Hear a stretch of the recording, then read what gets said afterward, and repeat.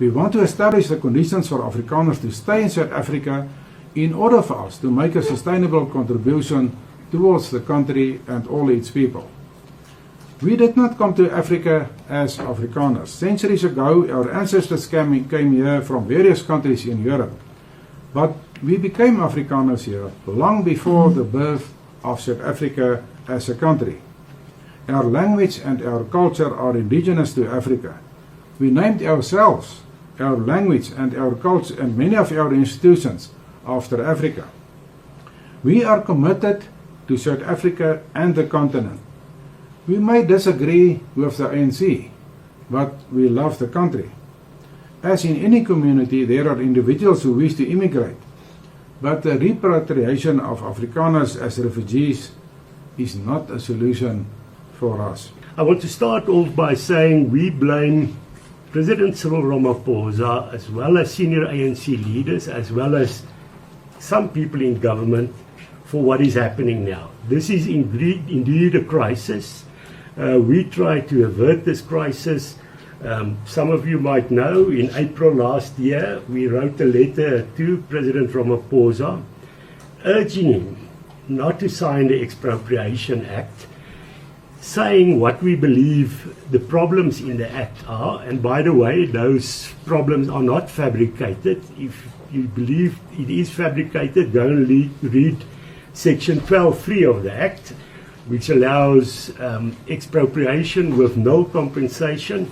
Of course, Deputy President Mashatile said in October last year that no compensation and expropriation without compensation is the same thing. We try to avert this. We also stated in our letter to the President that this will harm international relations, it will harm investments in the country, and we hoped and asked that he would refer the Expropriation Act back to Parliament. But I must say, our proposal was treated with disdain, because to this day we have not received any response. We see our future in Africa. Our people, in Afrikaans, the Afrikaner folk, became a people here on the southern tip of Africa. We did not develop elsewhere. We are not Europeans. You had Germans, Europeans, Dutch coming to the southern tip of Africa as Europeans, but we became a people here. We are indigenous to this people and to this country, and we are going nowhere.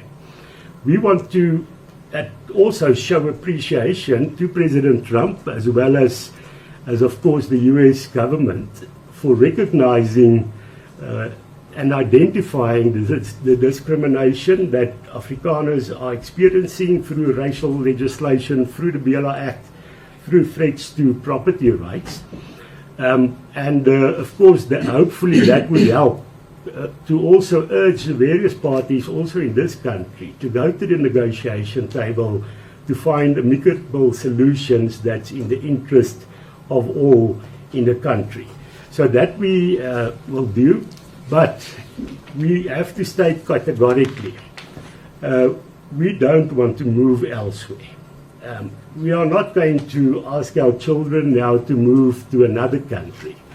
The fact is, our ancestors worked hard to make sure that we as a people are formed here on the southern tip of Africa. We're not going to disrespect that. We also have the interests of future generations in mind. We also have to make sure that our culture is transferred to future generations. And that cannot be done abroad. You cannot in the long term, or there's a real risk. If you go to another country now, there's a real risk that your grandchildren will not say to you in the morning, "Hello, Opa." They would say something like, "Hi, Granddad," or something in that respect. And that we don't. What is our proposals? We believe there should be an amendment act with regard to both the BELA Act as well as the Expropriation Act. We believe the government should review its foreign policy. The two biggest trade partners of South Africa, the biggest one is of course China. The second one is the US. And as a country where our economy is only 0.4% of the world economy, we have to make sure that we benefit as much as we can in the interest of people in this country. What we are unfortunately seeing is a government that has moved away from a policy of neutrality. We need to be neutral so that we can trade with both China and the US. But of course, I don't have to give the list. We mentioned it yesterday at another media conference. But we've seen a move towards anti-Western, anti-US sentiments. And we now are reaping the terrible fruits of that foreign policy that we have. The cultural code is necessarily, Dirk will speak about the 141 pieces of race legislation in the country. And of course, one important thing is hate speech. If you're going to allow people to sing Kill the Boer, and everybody is just saying, no, this is not literal, this is figuratively speaking. Well, the actions we are going to face now because of this kind of hateful conduct is not going to be figurative, it's going to be literally. We are literally going to see that. And we expect government to take a stance against that. The United States response to South Africa and President Trump's executive order has nothing to do with solidarity and AfriForum, but everything to do with the reckless domestic foreign and diplomatic policies of the ANC.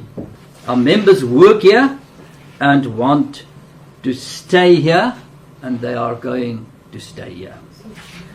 We are committed to build a future here. We are not going anywhere. We are committed to dialogue. However, the ANC leaders has made dialogue difficult by breaching trust when it signed the Bella Act and through the dishonorable way it handled the NETLAC agreement on Bella. For the past 3 years, it has been clear that the Americans are displeased with South Africa's closer ties with countries such as China, Russia, and Iran. South Africa's case against Israel has further contributed to this, and there are numerous other examples. But this is a diplomatic battle between countries. But one consequence of the ANC's foreign policy is that South Africa could be expelled from AGOA. So their diplomatic stance has effects on us and on our members. And that is why we ask the US not to kick South Africa out of AGOA. And this remains our position up to now. And for the past 2 years, Solidarity has been working with the US Embassy in South Africa, as well as the Office of the US Trade Representative in Washington, D.C., to build a strong case for the renewal of AGOA when this law expires later this year. Over the past 2 years, we have participated in numerous discussions regarding AGOA's renewal or extension. During 3 visits to Washington, we also canvassed support among members of the US Congress for the extension of AGOA. And we plan to travel to the US again in September this year to try to safeguard AGOA for South Africa. Race-based programs must be temporary.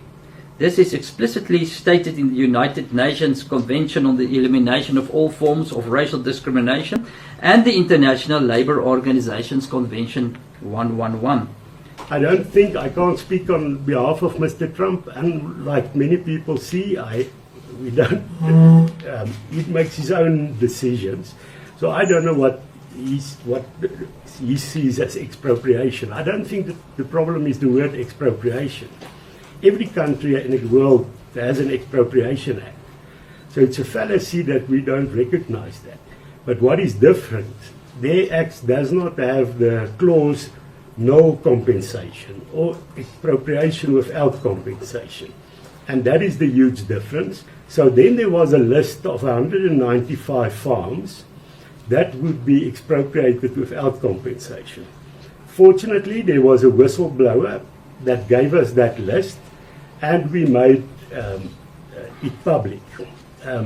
There was denial by government as that it doesn't exist, and what in the end, the first name on that list was Ackerland. And a month after that list, Ackerland was expropriated, and what just happened, the owner just received a letter, sorry, it's not your land anymore. With AfriForum's assistance, we went to court, and within 7 days, we were able to overturn that expropriation. The amount, it was not without compensation, but it was far below market value, and that is why we fought that. We overturned that in court. It was again corrupt people that was involved in this development special economic zone in Limpopo that wanted this land for the Chinese, not for some traditional community that wanted access to land. So we fortunately stopped that. To the United States and to talk to leaders of the United States and to give them a proper perspective of the facts of what's really happening in South Africa. Part of that is, of course, we will tell them that we don't see large-scale land grabs, and so on. But we will also tell them if there's some threats to our human rights and to the human rights of other people in South Africa. We will also ask them, like we have said, not to kick South Africa out of AGOA and not to stop, aid money that can help vulnerable people in South Africa. Secondly, of course, we are concerned about the impact on Afrikaners. Many people are very negative about what's happening in the country over the past, say, for example, since the Zuma years, they were very negative. And we don't want people to immigrate. We are a relatively small cultural group, and we want to convince our people that there is still a future for them in South Africa. That is also why we want to engage with the South African government and with the United States, because we are looking at what is necessary for our people to stay in South Africa sustainably, in order for them to make a sustainable contribution towards the country and all its people. And one of that minimum preconditions is, according to our view and many international research, is Afrikaans schools, Afrikaans universities and so on. Any culture need schools and also other institutions to take its culture forward towards the new generation. Then, with regard to your question about racial tension, of course, if there's remarks and AfriForum are wrongly,